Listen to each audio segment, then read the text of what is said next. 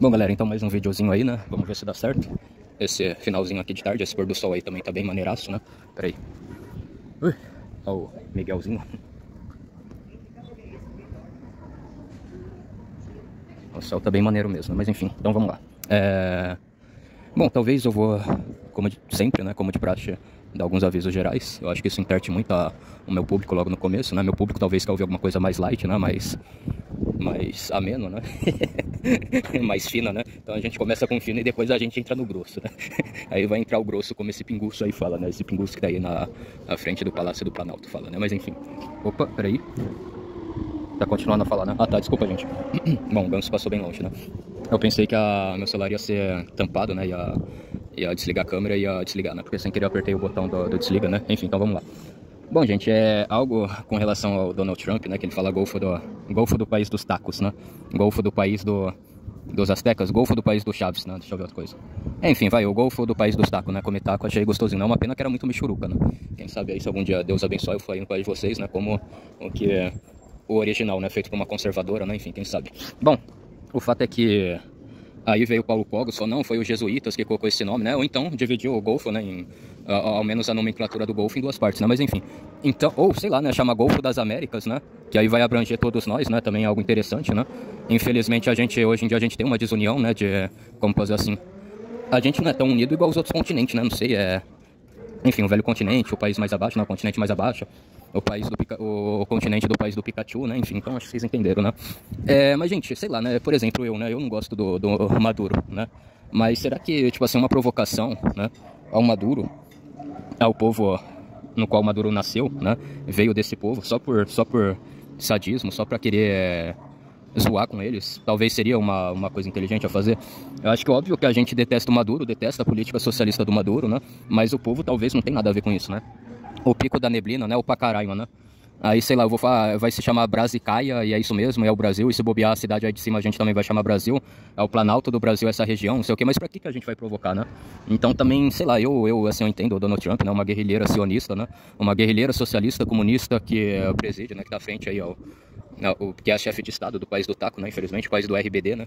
Enfim. Mas, eu esqueci o nome dela, é Cláudia Schneider-Weider, sei lá o nome, né? Mas as pessoas, né, não tem culpa, né, dessa questão, então realmente, né? Realmente, infelizmente, foi uma bola fora que o seu Donald Trump deu, né, nesse aspecto, né? Mas enfim. Então vamos lá, gente. Também outra coisa, né? Como eu falei pra vocês, o Dom Pedro I lia o Edmund Burke, né? Edmund Burke. Gostava, ele era conservador, ele era absolutista, né? Inclusive é uma das coisas que eu posso falar aqui, né, no vídeo principal. E agora, a grande questão que é colocada é que talvez, sei lá, eu acho que pelo fato da poligamia, né, e eu acho que talvez isso atrapalhou muito o Dom Pedro I, né, se ele tivesse cuidado bem da Leopoldina, né, tudo certinho, tudo bonitinho, né, o reino dele seria muito mais duradouro, né. Muita gente também leva isso de má fé, fala que a renúncia do Dom Pedro I foi porque ele não gostava do Brasil, muito pelo contrário, né, ele amou e respeitou, ele amava muito o nosso país, ele queria ficar, teve um tempo que ele quis voltar e aí o Dom Pedro II seria desproclamado, ele seria o rei novamente, né, infelizmente isso não aconteceu, né, mas enfim, a grande questão também nesse sentido, né, é que muita gente fala, não, que não sei o que, o Dom Pedro II, né, o Dom Pedro I não foi exemplo, que ele fazia isso com a Leopoldina, então todos os homens, né, nesse tempo aí do Brasil, faziam isso com suas esposas, mas é mentira, gente, isso daí seria algo muito execrável, né, as pessoas não viam com bons olhos, né, o homem casar com uma mulher direitinho, né, recatada, bela do lar, né, conservadora, e aí o cara destratar ela, não cuidar bem dela, né, então esse é o fato, né. Eu acho que o fato principal é essa, o Dom Pedro I, ele era conservador, ele era absolutista, mas a vida poligâmica dele, né, o que atrapalhou foi a vida pessoal dele, né, mas enfim, ligando aí com Edmund Burke também, né, o conservadorismo burkeano, né, essas coisas, enfim. Agora, gente, eu sinceramente eu acho que talvez as melhores fases que o Brasil teve, né, a gente falando de política, de administração, de chefe de Estado, né, eu acho que foi o absolutismo do Dom Pedro I, né, quando a gente era um reino absolutista, né, o Dom Pedro II também meio que aliviou nisso daí, né, mas a gente era absolutismo não é ruim, não é uma ditadura, né, não, óbvio que alguns infelizmente levaram isso pro lado errado, né, e aí acabou corrompendo tudo, né, ou até mesmo no tempo do regime militar, que a gente tinha presidentes militares, né, e sei lá, talvez um ou outro ainda gostava da esquerda, mas não colocou o nosso país no mesmo patamar que a gente está agora, né? O regime militar, ele relativamente, a gente pode dizer que foi contra o comunismo, né? E isso que talvez eu acho mais importante, porque também muitos se falam do Bolsonaro, mas a verdade é essa, eu não votei no Bolsonaro pra ver obra, pra ver essas coisas, é dinheiro nesse sentido, é a coisa menos importante do mundo. A coisa menos importante do mundo seria o dinheiro, porque aí qualquer coisa depois o governo vai lá, imprime o quanto de moeda que ele quer, imprime várias moedas não estando lastrado no PIB ou em qualquer outra coisa, né, ou em qualquer outra receita que que é retirada do que a nação produziu. Isso daí o Brasil também, né, não fica muito longe disso, né? E aí o governo vai lá, imprime o tanto de moeda que ele quer e problema, né? E põe moratória nisso daí, né? A moratória nesse sentido é basicamente ele fala isso assim pro FMI: a gente tá imprimindo um monte de moeda que a gente não deveria imprimir, não sei o que, mas problema, né? A gente tá se responsabilizando por isso, né? Entre aspas, se responsabilizando, né? E aí o governo vai lá e imprime o tanto de moeda que ele quer, o tanto de dinheiro que ele quer e problema, né? Então, o mais importante de tudo, da gente votar no Bolsonaro, não é o dinheiro, a empreiteira dando lucro. Talvez as pessoas tenham dinheiro, se bem que é claro, né? Relativamente no livre mercado, a chance da gente ter dinheiro é muito mais, né? A chance da gente conseguir mais dinheiro e a chance do governo não colocar a mão no dinheiro que a gente conquistou, isso daí aumenta vertiginosamente, né? Muito maior a probabilidade, né? Então isso daí, óbvio que eu tenho que dar mérito também pro governo do Bolsonaro, né? Por ele ser mais livre mercado, né? Não ser um governo que pega todo o nosso salário, né? Que como esse atual desgoverno tá fazendo, né?